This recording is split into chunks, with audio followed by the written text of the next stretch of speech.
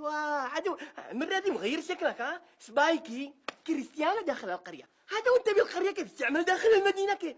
شوف كيف يغمز لي، دخلوا دخلوا تعال يا ابني تعال، مكانك سارق من سقف لاسق من دكان لدكان، الناس حالتهم بالتنك وانت دخل دخل يا اخي، تعال هنا ايش معك انت؟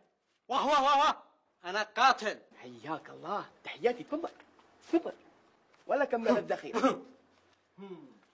عسكري شدد الحراسه عليهم، ها، من أن يعرف الجميع ان العداله موجود، الامن موجود، والدوله موجوده، ويا ريت حد يضبح لي لانه داري ان انا اصبح سريع. قدام ما معك. القينا القبض على هذا الشيبه وهو بيضارب مع مرته، واعتقد ان هذا المره هو اللي بدأ. شو نعمل له محضر شرع بالقتل؟ عجيب وغريب ان انتهى يا حاج، كيف لك وهي كل مره تندعك ضربه وقتله وبدعا وهي خلاص يا فندم، زمن مقهر ومباطل راح.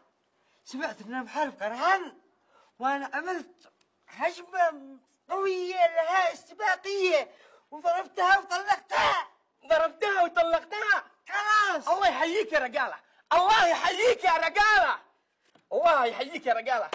احسنت يا حاج.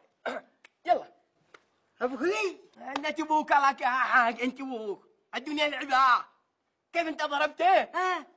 اذا وطلقته، باقي له عندك 300,000 مؤخر صدق، وعليك محضر، وعليكم يلا هاي هنا ادخل الداخل. اسمع يا فندم. اسمع. هذا ايش موضوع مساعد ياسين؟ اعتقد يا فندم انه مقيم غير شرعي، يعني دخل البلاد بدون جواز ولا تأشيرة. الله عليك المستعان. شوف يا فندم، انا في قرية مركوضة هذه 5 سنة وما حد كلمنا، واليوم انت ذكرتم اني مقيم غير شرعي وتحبسوا لي. وبيض الله المستعان. قدي وبيض الله المستعان. اسمع يا ارنجة، لك 50 عندنا ما اختلفناش، وانت عندنا ومقيم وبغير اقامه شرعيه، واحنا ندق العانسين ونقول ايش؟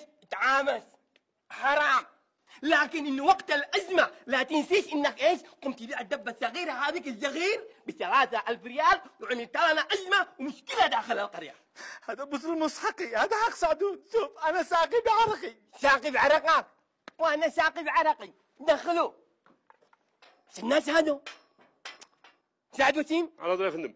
خليك هنا بدالي بالقسم، انا بروح لبيت الشيخ ابو الدبشه اشوف موضوع ليش النازحين، نسجل اسمائهم، بياناتهم، اعدادهم، فين بيجلسوا، مع مين يجلسوا، كم المده اللي يجلسوا، من دخل من خرج، هكذا.